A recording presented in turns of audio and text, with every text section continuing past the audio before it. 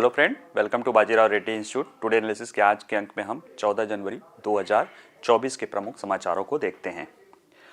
आज के अगर हम प्रमुख समाचार देखें तो 3 मुद्दे हैं जो चर्चा में हैं। एक है कि प्रधानमंत्री फसल बीमा योजना जो वर्तमान सरकार ने 2016 में शुरू की थी, उसने एक नई ऊंचाई हासिल की है। क्या हासिल की है? देखिए, जो बीमा ये शुरू की गई थी, पहले इसमें जो ऋणदाता थे उनको कंपलसरी था, यानी जो किसी तरह के ऋण ले चुके हैं, और बाकी लोगों को ये स्वेच्छा से था। बाद में 2020 में ये ऋणदाताओं के लिए भी स्वेच्छा से कर दिया गया है। ऐसे में इस बार जो है लगातार 5 सालों के बाद इस साल जो है जो ऋणदाता हैं उनकी संख्या, यानी जो बिना ऋण लिए हुए फसल बीमा लेने वालों की संख्या ज़्यादा है, मतलब बढ़ी है अच्छा खासा। 70% उसमें पिछले साल से वृद्धि हुई है और लगातार 5 सालों में सबसे ज़्यादा है। तो इसलिए ये मुद्दा थोड़ा चर्चा में, इसको हम समझेंगे कि फसल बीमा योजना क्या है और वो क्यों लाई गई है, क्या लाभ है, क्या उपलब्धियाँ हैं। ठीक है। जहाँ तक जो दूसरा समाचार है, आप लोग पिछले नवंबर से ही ये आप लोग लगातार देख रहे होंगे कि लाल सागर में हूती जो विद्रोही हैं यमन के, वो लगातार हमला कर चुके हैं। इस पे हमने 1-2 क्लासेस भी, लेक्चर भी ले लिया है। और कहीं ना कहीं ये पूरे लाल सागर और जो स्वेज वाला इलाका है, पाल मंडेप और अफ्रीकन वाला जो इलाका है, उसको लेकर ये चर्चा में बना दिया हुआ है। इसी तरह की चर्चा कुछ सालों पहले, यानी 2016 से तो बंद है, लेकिन उसके पहले वर्ष 2000 से लेकर 2016 तक का इसी तरह का कुछ वहाँ भी उस नौवहन जो है रास्ते को लेकर चिंता थी। और वो चिंता थी सोमाली सी पायरेट्स या सोमाली डकैतों द्वारा जो अपहरण कर लिया जाता था। तो ये दोनों मुद्दे चर्चा, वो लाल सागर को चिंता के जो नौवहन क्षेत्र है, खासतौर से एक प्रमुख नौवहन क्षेत्र है स्वेज नहर के कारण, उसको दोनों ने सुरक्षा को चिंता पहुंचाया है। लेकिन दोनों में क्या अंतर है, इसको हम समझने की कोशिश करेंगे, क्योंकि यूपीएससी इसी तरह के प्रश्नों के डिमांड करती है। जहां तक तीसरा समाचार है वो है ताइवान से जुड़ा हुआ, चीन के पड़ोसी से। चीन ने हमारे पड़ोसी में एक अपने समर्थक सरकार चुन लिया है, उसको में काफ़ी योगदान किया है, तो वो एक चर्चा में है। तो ताइवान में भी जो चुना गया है राष्ट्रपति, वह उसको चीन अलगाववादी कहता है और वो कहीं ना कहीं चीन को लेके बड़ा ही एक कठोर स्टैंड रखते हैं। तो ऐसे में चीन के लिए वहाँ पे अपने यहाँ ही एक समस्या बढ़ गई है, उसको भी हम समझने की कोशिश करेंगे। ठीक है, उनकी पर्सनालिटी को समझेंगे और उनके लिए क्या रास्ता है और चीन के लिए क्या रास्ता है। ठीक है, आइए ज़रा पहला समाचार देखते हैं, प्रधानमंत्री फसल बीमा योजना। देखिए, पहली बात तो ये चर्चा में क्या रहा या क्या उपलब्धियाँ रहा।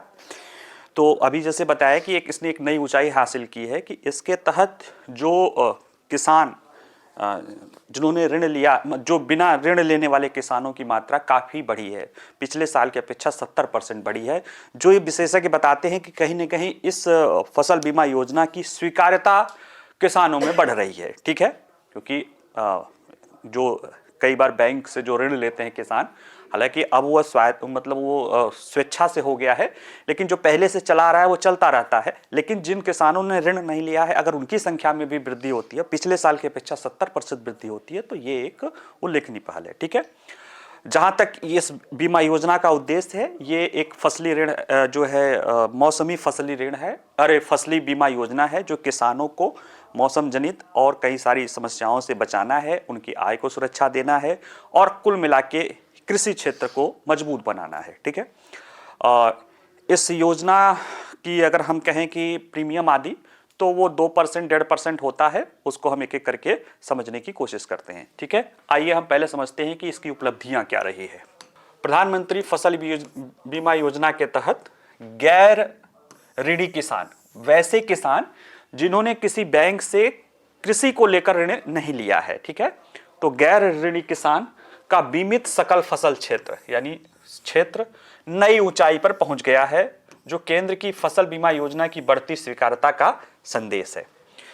कैसे पहुंच गया है? जो कृषि मंत्रालय के पास उपलब्ध आंकड़ा है वो बताते हैं कि गैर ऋण क्षेत्र फसल वर्ष 2022-23 के लिए दौरान 180 लाख हेक्टेयर, यानी कि 1,80,00,000 हेक्टेयर हो गया है। और इसके पहले के दौरान यह 106 यानी 1,06,00,000 हेक्टेयर था, यानी इसमें 30% की वृद्धि हुई है। यानी कि पिछले साल जो मतलब जो एक्चुअल डेटा है 2022-23 में, वो 21-22 से 70% ज्यादा एरिया जो है इसके अंतर्गत आया है। और ये जो है गैर ऋण किसान, यानी ये संख्या जो है कुल जो फसल बीमा योजना ली गई है, प्रधानमंत्री फसल बीमा योजना, उसका 36% जो है गैर ऋण किसान है। जबकि उसके पहले के लगातार 4 सालों में वो 24% के आसपास होते थे। इस साल मतलब 22 साल जो हमारे पास डेटा है वह 36% हो गए हैं, यानी लगभग 36% से ज्यादा ही हो गए हैं, जो कहीं ना कहीं ये बताती है कि इस बीमा योजना की स्वीकारता लोगों में बढ़ रही है। जो ऋण धारक किसान थे, जो ऋण लिए हैं, उनके लिए तो पहले कंपलसरी थी, बाद में स्वेच्छा से हुआ 2020 के बाद। फिर भी वो किसान जो है नई जानकारी या बैंकों के द्वारा वो चला रहा है, उनका तो समझ में आता है। लेकिन जो ऋण नहीं लिए हैं, अगर उनके द्वारा संख्या बढ़ रही तो निश्चित रूप से कह सकते हैं कि ये इनकी स्वीकार्यता बढ़ रही है। 2022-23 के दौरान इसके तहत बीमित गैर ऋण क्षेत्र कुल बीमित क्षेत्र का 36.7% था, जो पिछले 5 वर्षों में सबसे अधिक है। क्योंकि पिछले 5 वर्षों के दौरान 24% के आसपास ही ये गैर ऋण वाले जो है बीमित क्षेत्र होते थे। और इससे ये कह सकते हो कि कहीं ना कहीं ये योजना एक नई ऊंचाई पर पहुंची है। प्रधानमंत्री फसल बीमा योजना क्या है? देखिए, ये बीमा योजना वर्ष 2016 में एनडीए सरकार ने लाया था और पहले के 2 कृषि बीमा योजनाओं को जोड़कर उनकी अच्छाइयों को रखते हुए और उनकी कमियों को छोड़ते हुए लाया गया था। ठीक है, इसमें जो प्रीमियम राशि है वह एक तरह से पहले समझ लो कि ये एक मौसमी फसली ऋण है, कि मौसम के आधार पे जो है प्रीमियम राशि तय की जाती है, जिस मौसम में जितना खतरा रहता है उसके आधार पे तय की जाती है। और इसमें जो प्रीमियम की दर है वो बहुत कम है।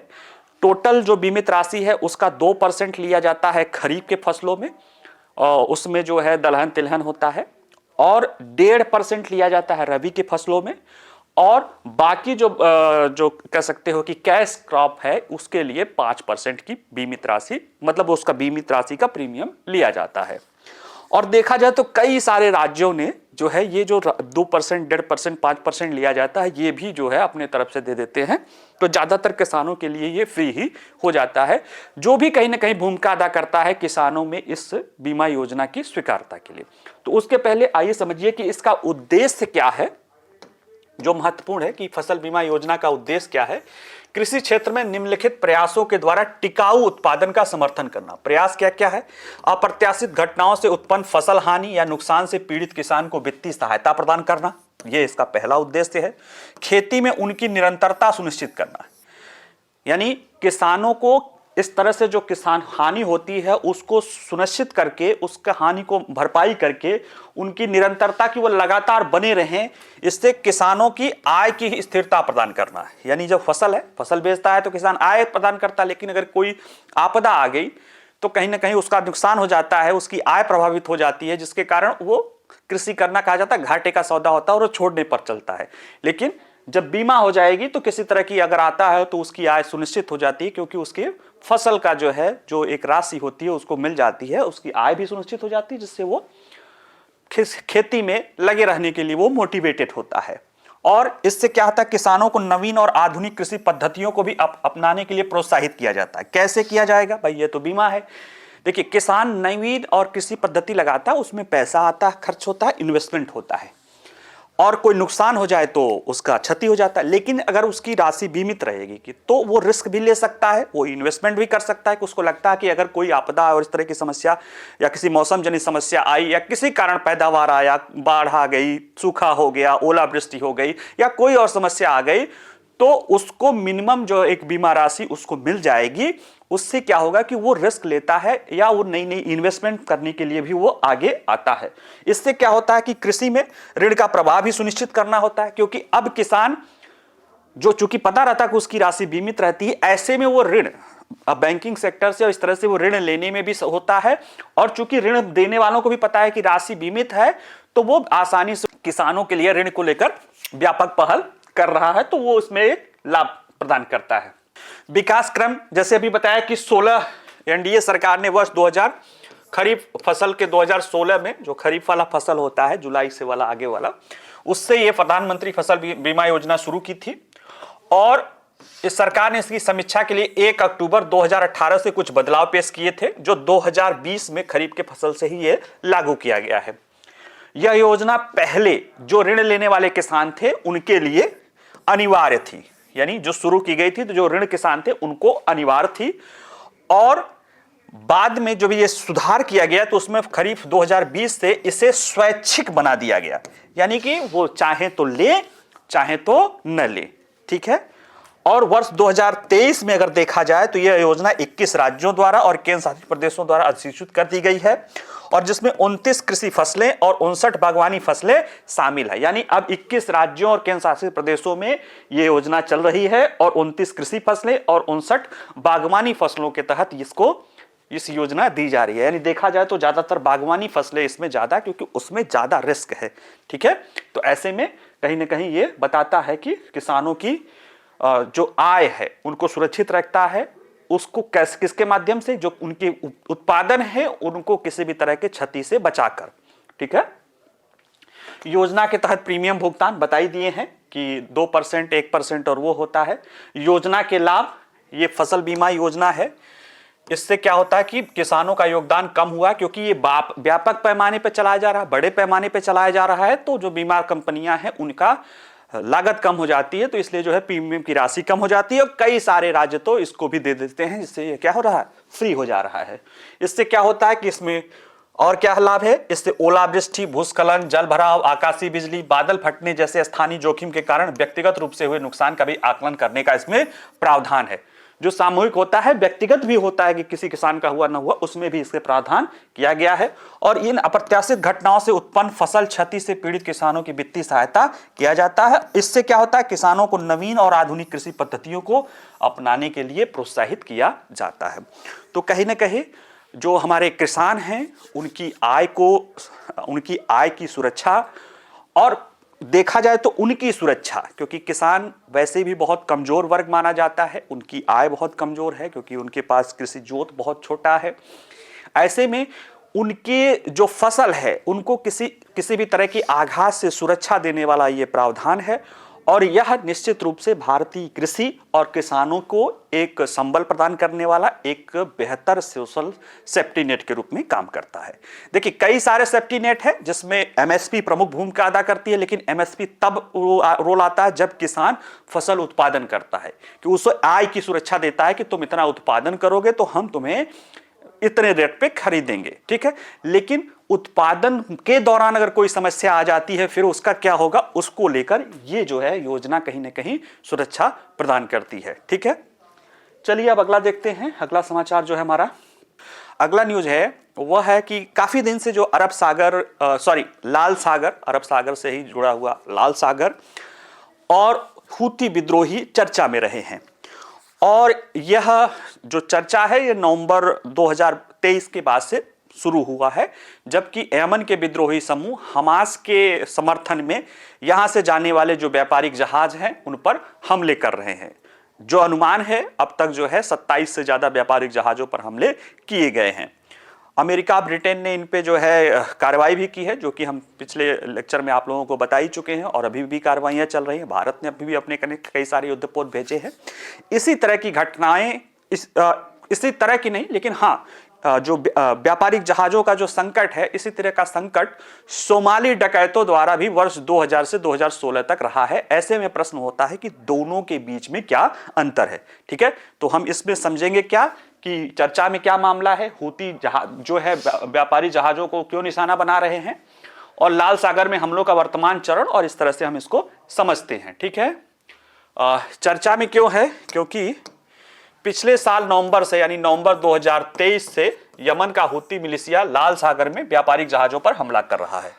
और ये लाल सागर का क्या है, एक छोटा सा, अगर आप देखेंगे तो जल का क्षेत्र है जो अफ्रीका और एशिया को जोड़ने वाला क्षेत्र है, और एक प्रमुख व्यापारिक बंदरगाह है, क्योंकि इससे जो है, इसके माध्यम से जो है एक स्वेज नहर है। स्वेज नहर जो है अफ्रीका और एशिया को जानबूझ के अलग किया गया, मतलब वो मैन मेड अलग किया गया है, और इससे जो है पूर्व पश्चिम मार्ग यानी भूमध्य सागर और यूरोप से जुड़ता है और एक महत्वपूर्ण व्यापार गलियारा प्रदान करता है। और दुनिया का 12% जो है व्यापार इसी स्वेज नहर के रास्ते होता है, जो कहीं ना कहीं लाल सागर से ही होकर गुजरता है। ठीक है, और इसमें जो हमले हो रहे हैं इसने वैश्विक आपूर्ति श्रृंखलाओं में संभावित व्यवधान पर चिंताएं बढ़ा दी है, क्योंकि उसके हमलों के कारण एक तो प्रीमियम जो सामान ले जाने का बीमा राशि है जो परिवहन जहाजों का, वो बढ़ गया है। दूसरा है कि इससे बचने के लिए जहाज जो है पूरा अफ्रीका का चक्कर लगा के जा रहे हैं, जिसमें समय भी 10 से 12 दिन ज्यादा समय लग रहा है, संसाधन भी ज्यादा लग रहा है और खर्चे भी ज्यादा लग रहे हैं, जिससे कि वैश्विक महंगाई में वृद्धि की संभावना है, खासतौर से पेट्रोलियम सेक्टर में, जो कि उसका कास्केडिंग इफेक्ट दूसरे अन्य जो है वस्तुओं के दाम वृद्धि में भी देखा जा रहा है। तो ये चर्चा में इसलिए है। हूती जहाजों को निशाना क्यों बना रहे हैं? क्योंकि हूतियों का कहना है कि वह जो 7 अक्टूबर की उनकी हमास का जो कायरतापूर्ण कार्रवाई है इजराइल पर हमले की, उसके जवाब में जो गाजा में इजराइल लगातार हमला कर रहा है, उसके विरोध में या कह सकते हो कि हमास के समर्थन में यह इजराइल या अमेरिका समर्थक जहाजों पर हमले करने की यह बात करते हैं। इन्होंने कहा था कि हम इजराइल के समर्थक जहाजों पर हमला करेंगे, लेकिन बाद में उस क्षेत्र के सभी जहाजों पर, भारत के भी 1-2 जहाजों पर हमला हुआ है ड्रोन से। और ये कहीं ना कहीं अगर देखा जाए तो यह एक उनका जो मेन है कि हम हमास के समर्थन में इस पे हमले कर रहे हैं। और वो बार बार कह रहे हैं, जैसे कि अभी अमेरिका और ब्रिटेन ने हमला किया है, बहुत सारे देशों ने उस पे जो है अपने वो किए, फिर भी कह रहा है कि हम जो है अमेरिका और इजराइल समर्थक जहाजों पर हमला करना जारी रखेंगे। ठीक है, जहां तक हूती की बात करें, ये एक शिया मिलिशिया है जो यमन में पिछले 10 सालों से ज्यादा समय से विद्रोह कर रहा है और इसको ईरान का प्रॉक्सी माना जाता है। और हिजबुल्ला और हूती जो दोनों ईरान के प्रॉक्सी हैं, माना जा रहा है कि हमास द्वारा जो हमले किए गए हैं उनमें कहीं न कहीं इन दोनों का भी सहयोग रहा है। ऐसे में यह समझ ही सकते हैं कि क्यों निशाना बना रहा है। अब प्रश्न है कि जो लाल सागर के वर्तमान हमला हो रहा है और जो वर्ष 2000 से 2016 के बीच में सोमाली डकैत हमला करते थे, उन दोनों के बीच में अंतर क्या है? क्योंकि हमले वो भी करते थे, ये भी कर रहे हैं, उस समय भी खतरा था, इस समय भी खतरा है। देखिए, पहला तो है दोनों के हमला करने के उद्देश्य में, फिर जो है प्रोसेस भी आ जाएगा। उद्देश्य इनका क्या है? इनका उद्देश्य है राजनीति, कि ये इजराइल के हमले के विरोध में हमास के समर्थन में हमले कर रहे हैं। और वो जो हमला होता था, जो सोमाली डकैत करते थे हमला, वह था अपहरण करके वसूली के लिए, फिरौती के लिए हमला करते थे। तो ऐसे में दोनों के उद्देश्य अलग अलग हैं, तो उनके प्रक्रिया भी अलग है। देखिए, जो वर्तमान में जो हूती हमला कर रहे हैं, ये ड्रोन से कर रहे हैं, एंटीशिप मिसाइल से कर रहे हैं, यानी घातक हथियारों से कर रहे हैं, जिससे उन जहाजों के जीवन को खतरा, यानी उस पर काम करने वाले और उनके जीवन और डूबने का खतरा उत्पन्न हो गया है, काफी क्षति। और जो सोमाली डकैत रहते थे, उसमें कुछ वहां रहते थे, छोटे छोटे नाव से जाते थे, वो जहाज पे कब्जा करके, और जब कब्जा कर लेते थे तो फिर फिरौती करते थे। ऐसे में वो ज्यादातर जहाज के स्टाफ के साथ बहुत ज्यादा हिंसक नहीं होते थे, क्योंकि उनका उद्देश्य था पैसा कमाना। और जब वो जहाज को कब्जा कर लेते थे तो जो सोमालिया में और बाहर नीचे बैठे, मतलब तट पे बैठे कोई जो लोग हैं, उनके जरिए वो बातचीत करते थे, वो चीजें चलती थी। ठीक है, तो ऐसे में ये अंतर है। और 2016 के बाद से इनमें जो समुद्री डकैतों में उल्लेखनीय गिरावट आई थी। क्यों? क्योंकि दुनिया ने सैन्य सहयोग और खुफिया जानकारी साझा करने लगे और अंतर्राष्ट्रीय समुदाय द्वारा संयुक्त रूप से, पूरे दुनिया के मतलब सभी देशों द्वारा संयुक्त रूप से यह प्रयास किया गया, जिसके कारण इसे समाप्त करने में सफलता मिली।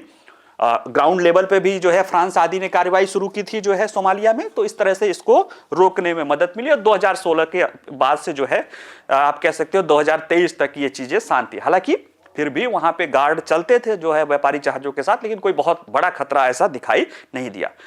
ये वाला मामला इसलिए थोड़ा अलग इसलिए है क्योंकि ये पॉलिटिकल नेचर होने के कारण इसमें दुनिया बटी हुई है, दो ग्रुपों में बटी है, इजराइल और हमास या जो मुस्लिम वर्ल्ड है। ऐसे में जो पहले सोमाली डाकुओं के मामले में जो सामूहिक प्रयास दिखाई देता था वो यहाँ पे कहीं ना कहीं अलग अलग, क्योंकि भारत अलग देखिए, अमेरिका और उसके सहयोगी देश जो है प्रॉस्पेरिटी गार्जियंसी चला रहे हैं वो अलग है, चीन अलग है, इस तरह की चीजें यानी अलग अलग प्रयास किया जा रहा है, जबकि सोमाली डकैती के मामले में वो प्रयास साझा था। ठीक है, तो ये 3-4 कारण है, यानी उद्देश्य का अंतर है, प्रक्रिया का अंतर है और वैश्विक प्रयासों में भी अंतर दिखाई दे रहा है। ये देखिए विलियम लाई हैं, ये 64 वर्षीय है, ताइवान या जिसको कहते हैं कि डेमोक्रेटिक रिपब्लिक ऑफ चाइना, उसके ये नेता हैं। ताइवान के बारे में थोड़ा सा इतिहास बता दें। ताइवान में जो ताइवान है वो उसको डेमोक्रेटिक रिपब्लिक ऑफ चाइना बोलते हैं, यानी चीन, और जो मेनलैंड चाइना जिसे चीन बोलते हैं वो पीपुल रिपब्लिक ऑफ चाइना बोला जाता है। और ताइवान एक स्वायत्त है, कई सारे देश इसको अलग मान्यता देते हैं, जबकि कुछ लोग इसको एक अलग देश की मानता है, क्योंकि चीन के साथ ही इसको कहा जाता है। माओ के द्वारा जो है चीन में क्रांति किए जाने का जो ग्रैंड क्रांति है, उसके पहले वहां पे लोकतांत्रिक व्यवस्था थी। जब माओ ने वहां क्रांति की तो वहां से वो सरकार अपनी व्यवस्था जो है वहां पे करीब 100 किलोमीटर दूर जो है समुद्र में एक द्वीप है जहां पे वो लोग, जो ताइवान है, वहीं पे वो लोग चले गए और वहां पे अपनी लोकतांत्रिक व्यवस्था चलती है, जो कि चीन के व्यवस्था से अलग है। वो अपने आप को स्वायत्त मानते हैं।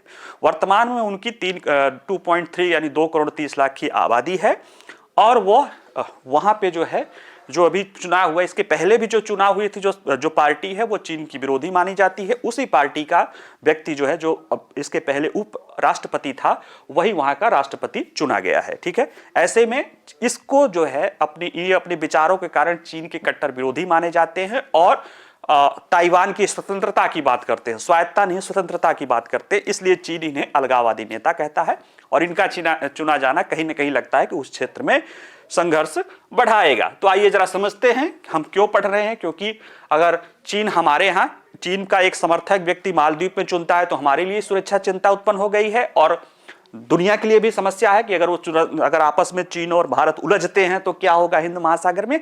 इसी तरह से ताइवान का मुद्दा भी अब चीन को वहां पे ऐसा आ गया है कि चीन अब आसानी से वो चीजें नहीं कर सकता है जो वो ताइवान को मिलाने के लिए शी जिनपिंग लगातार करना चाहते हैं। ठीक है, आइए समझते हैं, परिचय लेते हैं। तो सत्तारूढ़ डेमोक्रेटिक प्रोग्रेसिव पार्टी डीपीपी के विलियम लाई हैं, इन्हें लाई चिंगटे के नाम से भी जाना जाता है। ये चुनाव जीते हैं और ये चुनाव तब जीते हैं जबकि चीन इन्हें वोट न देने की चेतावनी देता था, अपने लोगों को, ताइवान के लोगों को चेतावनी दे रखा था कि इन्हें वोट न दिया जाए। इसके बावजूद भी ये शनिवार 13 जनवरी को ताइवान का राष्ट्रपति इन्हें, यानी कल जो है इनको ताइवान का राष्ट्रपति चुन लिया गया है। ऐसे में ये चीन के लिए बहुत बड़ा झटका है क्योंकि चीन इन्हें अलगाववादी मानता था और इनके मतलब आप समझ लीजिए कि धमकी दे दिया था वहां के लोगों के साथ कि अगर ये चुने जाते हैं तो युद्ध की स्थितियां आ सकती है। और जीतने के बाद जब ये पत्रकार वार्ता कर रहे थे तो लाई ने कहा कि ताइवान जलडमरुद्ध में शांति और स्थिरता बनाए रखने उनकी अहमियत है और चीन की धमकियों और आक्रामकता से बचाने के लिए भी वो ताइवान को चीन की धमकियों और उसकी आक्रामकता से बचाने के लिए वो प्रतिबद्ध हैं। अब ये थोड़ा सा इनके परिचय के साथ ये भी जान ले कि इनकी पारिवारिक पृष्ठभूमि क्या है। तो इनके बारे में, जैसे हमारे प्रधानमंत्री हैं, उनकी माताजी वो जैसे बताते हैं कि वो चाय बेचते थे अपने पिताजी के साथ, उनकी माताजी वो करते थे। या आपने देखा होगा जो केजीएफ देखा गया कि खान में उसकी माँ काम करती थी, उसका बेटा। तो ये भी जो है, हालांकि ये पेशे से डॉक्टर हैं, काफ़ी बढ़िया संस्थान से, ताइवान के फेमस चिकित्सा विश्वविद्यालय से इन्होंने डिग्री ली है। अमेरिका में भी एक संस्थान से इन्होंने मास्टर डिग्री की है। लेकिन ये इनका जीवन, राजनीतिक जीवन जो है इनका संघर्षों से रहा है। क्यों? क्योंकि ये जहां पैदा हुए हैं, ये एक उत्तरी ताइवान में एक कोयला खदान गांव में ये गरीबी में पले बढ़े। वो 2 वर्ष के थे तभी इनके पिता की खान दुर्घटना में मृत्यु हो जाती है। ये 6 भाई बहन थे और इनकी माता 5 भाई बहनों के साथ इनको पाला पोसा। और इनके समर्थक कहते हैं कि इसी अपने पारिवारिक पृष्ठभूमि के कारण ये जो लाई हैं वो दृढ़ता है, इनकी दृढ़ता की प्रवृत्ति है कि ये जो ठान लेते हैं उसको ये कर लेते हैं, क्योंकि उन्होंने संघर्षों को देखा है कि कैसे उनकी माता अपने मेहनत के द्वारा 6 बच्चों को पाली है। तो इस तरह की चीजें जब आदमी देखता है, जब काफी संघर्ष झेला होता है, तो वो जीवन में देखा जाता है कि उसके अंदर दृढ़ता आ ही जाती है, अक्सर देखा जाता है। और लाई ताइवान के प्रतिष्ठित विश्वविद्यालय से चिकित्सा का अध्ययन किया था और हार्वर्ड से इन्होंने सार्वजनिक स्वास्थ्य में मास्टर की भी डिग्री प्राप्त की है।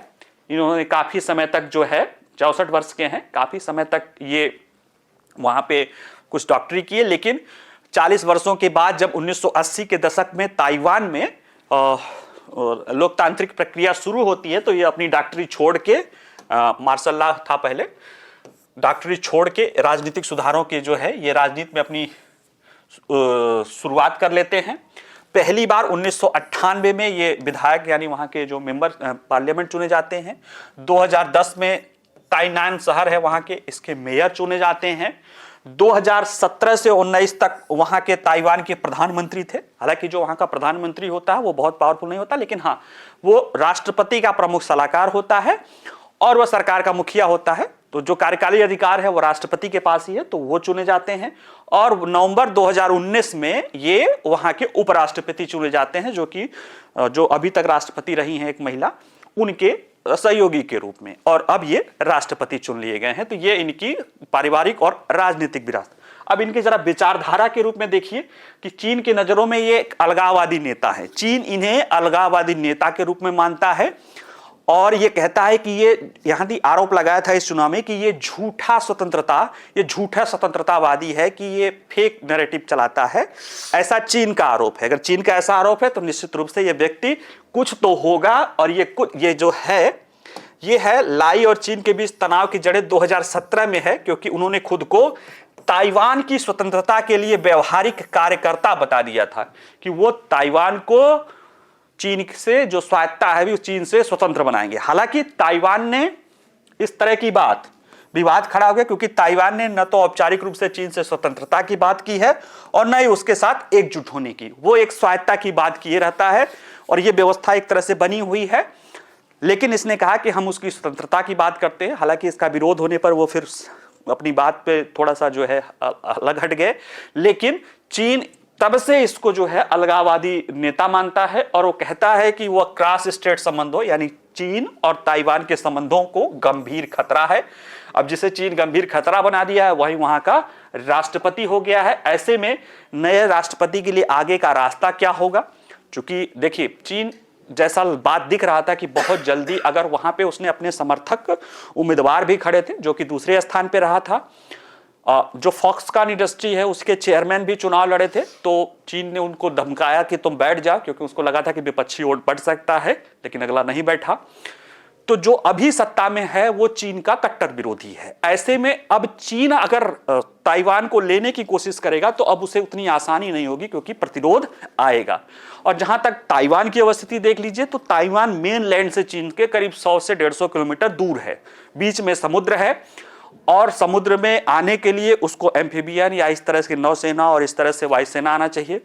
ताइवान की 2 करोड़ 30 लाख आबादी है, जिसमें से आपको विश्वास नहीं होगा कि वहां पे 3.5 लाख की फौज है। ताइवान की अपनी खुद की, उसकी अपनी बहुत सारा उसने अपनी सुरक्षा को लेकर कर रखा है। अमेरिका का उसके साथ सुरक्षा का पैक्ट है और ये सारी चीजें हैं जो कहीं ना कहीं ये चिंता तो उत्पन्न कर रही है कि चीन के लिए अब इतना आसान नहीं होगा, खास तौर से जब उसके रॉकेट फोर्स के बारे में कहा जा रहा है कि उसके रॉकेट फोर्स में कई सारे न्यूज अमेरिका ने ही रिलीज की कि देखा गया है कि उसकी जो बहुत सारी मिसाइलें हैं उसमें पानी भरा हुआ है। तो ऐसे में जब उसका रॉकेट फोर्स ही मेन उसका था जिसके तहत वो ताइवान पे हमला और एक राजनीतिक था कि अपने डमी को उतार दो, जब ये दोनों फेल हो रहे हैं ऐसे में निश्चित रूप से शी जिनपिंग के सामने समस्या आएगी। हालांकि अभी इसमें राष्ट्र जो ये संयुक्त राज्य अमेरिका है और ये चीन है, इस जीत पर क्या प्रतिक्रिया है ऐसा नहीं दिया है, लेकिन मानने वालों को लगता है कि इससे चीन और ताइवान के बीच में तानातानी बढ़ सकती है, जिससे जो है अमेरिका और चीन के बीच में भी डायरेक्ट तनाव उत्पन्न हो सकता है। ऐसे में अब देखना आगे होता है कि क्या होता है। दिलचस्प है कि और अच्छी भी है, मतलब एक कह सकते हो कि वैश्विक व्यवस्था के लिए अच्छी नहीं है, लेकिन अच्छी यह है कि एक आक्रामक व्यक्ति के सामने कोई ऐसा है जो उसका मुकाबला करने के लिए यानी कम से कम उसका एंटी है। तो चीन अपने आसपास जो हमारे आसपास जो कर रहा है पहले वो अपने आसपास की चीज़ों को करे, क्योंकि ताइवान जो है वो मालदीव की तरह नहीं है। 3.5 करोड़ की आबादी, 2 करोड़ 30 लाख की आबादी है और 3.5 लाख की उसके पास सेना है, और तकनीकी और सारी चीज़ें वही है। और पहले भी हम बता चुके हैं कि कैसे ताइवान भारत के साथ अपने संबंधों को जोड़ना चाहता है, स्ट्रेटेजिक लेवल पे लेना चाहता है। वहाँ की फॉक्सकॉन लगातार भारत में निवेश कर रही है, जो सेमीकंडक्टर बनाने की दुनिया की सबसे बड़ी संस्थान है, कंपनी है। और ताइवान ने भारत से 1 लाख लोगों को अपने यहाँ काम के लिए भी बुलाया है। तो ये कहीं ना कहीं ये सारी चीज़ें जो है हमारे लिए कहीं ना कहीं अच्छा भी न कहो तो कम से कम हमारे लिए एक जागरूकता या एक जांच की पहल तो है ही है कि हम उस पर ध्यान रखें। ठीक है, चलिए आज इतना ही, बाकी मिलते हैं। ठीक है, नमस्कार।